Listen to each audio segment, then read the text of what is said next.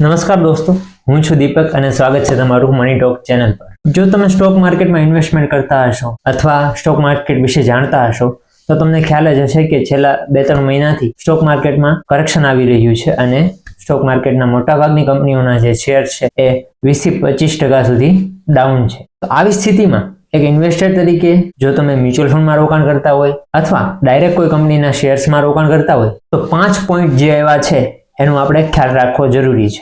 સૌપ્રથમ તો છે કે આવી સ્થિતિમાં સંયમ રાખવું જરૂરી છે. જો તમે વેલ્યુ સ્ટોકમાં ઇન્વેસ્ટ કરેલું છે, સારી કંપનીઓમાં ઇન્વેસ્ટ કરેલું છે તો તમારે ગભરાવાની જરૂર નથી. મેં પણ એમાં કરેલું છે. તો આ સમય સ્ટોકને વેચી દેવાનો નથી, આ સમય સ્ટોકને હોલ્ડ કરવાનો છે, કારણ કે આ સમય જેવો છે જ્યાંથી તમને તમારી સ્ટોકમાં સારું એવું રિટર્ન મળી શકે છે. તો આ સમયે સંયમ રાખી અને એ જો સારો સ્ટોક હોય તો એને હોલ્ડ કરવો જોઈએ.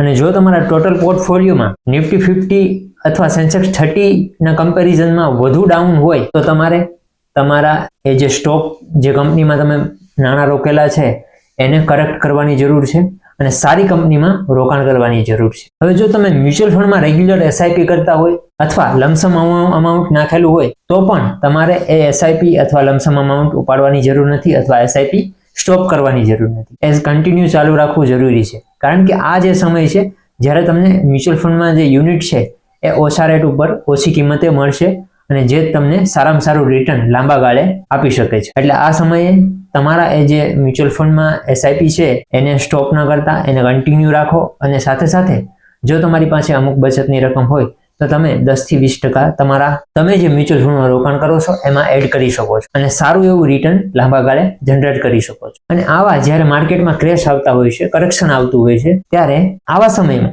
જ્યારે સ્ટોક માર્કેટમાં કરેક્શન આવતું હોય ત્યારે જે આપણો પોર્ટફોલિયો છે એનું ડાયવર્સિફિકેશન કરવું જરૂરી છે, એટલે કે વિકેન્દ્રણ કરવું જરૂરી છે આપણી મૂડી. જેમ કે અમુક રકમ આપણે લાર્જ કેપ એટલે કે મોટી કંપનીઓમાં રોકી, અમુક રકમ મીડી કંપનીઓમાં રોકી, એ રીતે એની વહેંચણી કરવી જરૂરી છે. અને એક સારો પોર્ટફોલિયો બનાવવા માટે 15-20 જે કંપનીના સ્ટોક છે એટલા પૂરતા હોય છે, કારણ કે જેટલા વધુ આપણે સ્ટોક રાખશું એટલું એનું એનાલિસિસ કરવું, બેલેન્સ શીટ જોવી વગેરે આપણા માટે બહુ ગૂંચવણભર્યું બની શકે છે.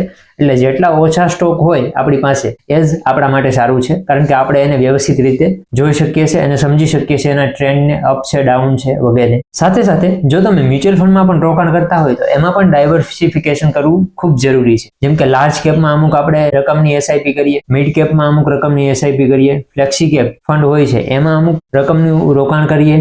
આ રીતે એમાં પણ ડાયવર્સિફિકેશન હોય તો એ આપણા માટે સારામાં સારું છે, કારણ કે આવા ટ્રેન્ડ સમયે એ આપણને રક્ષણ પૂરું પાડે છે. અને મ્યુચ્યુઅલ ફંડમાં પણ વધીને 3-4 ફંડ હોય તો એ આપણા માટે સારું છે. જેમ ઓવર ડાયવર્સિફિકેશન કરશું એમ આપણને ગૂંચવણભર્યું, એમ આપણું રોકાણ ગૂંચવણભર્યું બની શકે છે. એટલે એ બાબતનો પણ ખ્યાલ રાખો કે મ્યુચ્યુઅલ ફંડમાં પણ બહુ વધારે પડતા એસઆઈપી કરાવવાની જરૂર આપણને રહેતી નથી. એક લાર્જ કેપ હોય, એક મિડ કેપ હોય, એક ફ્લેક્સી કેપ હોય તો આપણા માટે બેસ્ટ વસ્તુ છે. અને સાથીઓ તમને જાણ જ હશે કે 2024માં ઇક્વિટી એટલે કે સ્ટોક માર્કેટના રિટર્ન કરતા ગોલ્ડે સારું એવું રિટર્ન આપેલું છે અને સાથે સાથે સિલ્વરે પણ સારું એવું રિટર્ન આપેલું છે. 2024માં 27% જેવું રિટર્ન ગોલ્ડમાંથી આપણને મળે છે.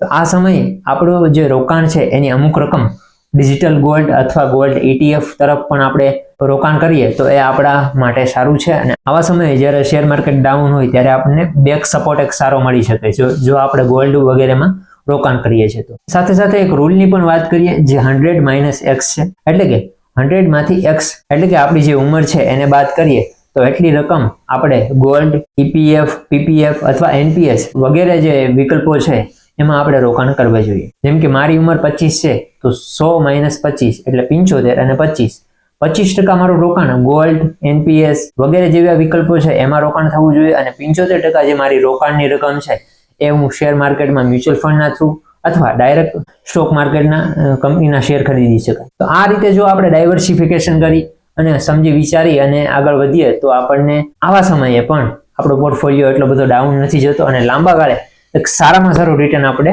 મળી શકે છે. તો સાથીઓ આ હતી એક બેઝિક માહિતી કે આ સમયે જ્યારે સ્ટોક માર્કેટ ડાઉન થઈ રહ્યું છે, કરેક્શન આવી રહ્યું છે, એમાં તો આપણો માઇન્ડસેટ કઈ રીતનો હોવો જોઈએ જેથી કરીને લાંબા સમયે આપણને સારામાં સારું રિટર્ન મળી શકે. તો આવી ઇન્ફોર્મેશન મેળવવા માટે વિડીયોને લાઇક કરો, શેર કરો, સબસ્ક્રાઇબ કરો. ફરી મળીશું નેક્સ્ટ વિડીયોમાં. Thank you.